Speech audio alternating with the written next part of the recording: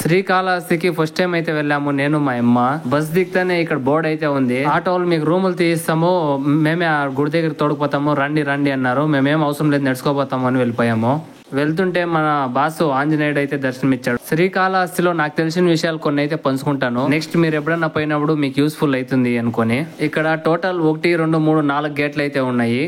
అంటే గుడి లోపలికి వెళ్ళేకి 4 గేట్లు అయితే ఉన్నాయి. ఫస్ట్ గేట్ లో వెళ్తానే ఫ్రీ దర్శనము, మళ్ళీ 50 రూపాయల టికెట్ లో అయితే వెళ్ళొచ్చు. ఫస్ట్ గేట్ లో అక్కడే ఫస్ట్ గేట్ లో ఎంట్రన్స్ అయితేనే రైట్ సైడ్ లో 500 రూపాయలు, మళ్ళీ 750 రూపాయలది రాహుకేతుల పూజలకి అయితే టికెట్లు తీసుకోవచ్చు. ఇంకా సెకండ్ గేట్ అయితే మేము పోయినప్పుడు అయితే క్లోజ్ లో ఉండే.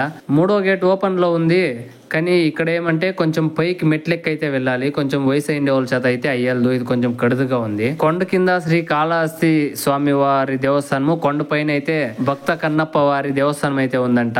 అక్కడికి కూడా వెళ్ళొచ్చు, కానీ మేమైతే వెళ్ళలేదు. ఇంకొంచెం ముందుకు వెళ్తే 4వ గేట్ కంటే ముందుగానే సిఆర్ఓ ఆఫీస్ అని అయితే ఉంది. ఇక్కడైతే మనం రూమ్స్ అయితే బుక్ చేసుకోవచ్చు, అంటే గుడి తరపున.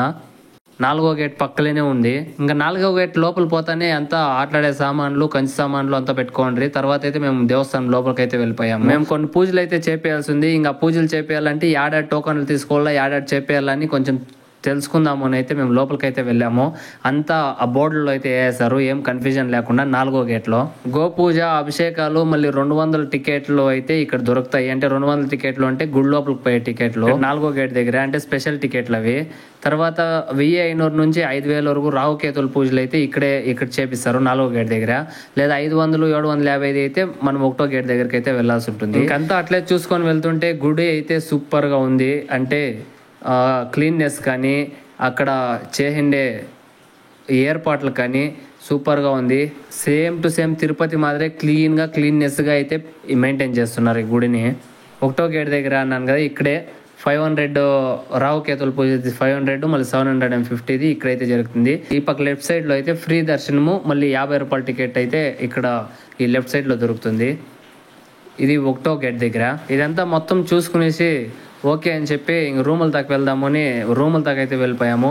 చూడండి, ఇది 1, 2, 3 బ్లాక్లు అయితే ఉన్నాయి. అక్కడ నుంచి 1.5 కిలోమీటర్ అవుతుంది. వాళ్ళు 1 కిలోమీటర్ అనరి. నేనేమో అనుకున్నాను కానీ గుడి తరపున అయితే ఫుల్ క్లీన్నెస్, అంతా క్లీన్ గా మెయింటైన్ అయితే చేస్తున్నారు ఇక్కడ. రూమ్స్ కానీ, రూమ్స్ లో ఉండే బెడ్ల పైన ఉండే బెడ్షీట్లు, మళ్ళీ లోపల వచ్చే వాటర్ సర్వీసు, ప్రతి ఒక్కటి సూపర్ గా అయితే మెయింటైన్ చేస్తున్నారు ఇక్కడ. చూడండి, ఇక్కడ ప్లే గ్రౌండ్ అయితే ఉంది ఆ బ్లాక్ వెనకాల. తర్వాత ఈ రూమ్లో అయితే వీడియో తీసాను కానీ ఆ వీడియో ఎక్కడో డిలీట్ అయితే అయిపోయింది, దాన్ని ఇంకా పెట్టేక్కాలేదు.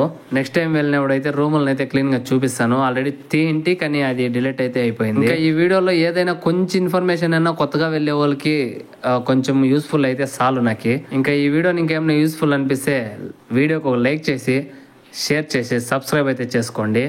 ఇంకా థ్యాంక్ యూ ఫర్ వాచింగ్. జై హింద్.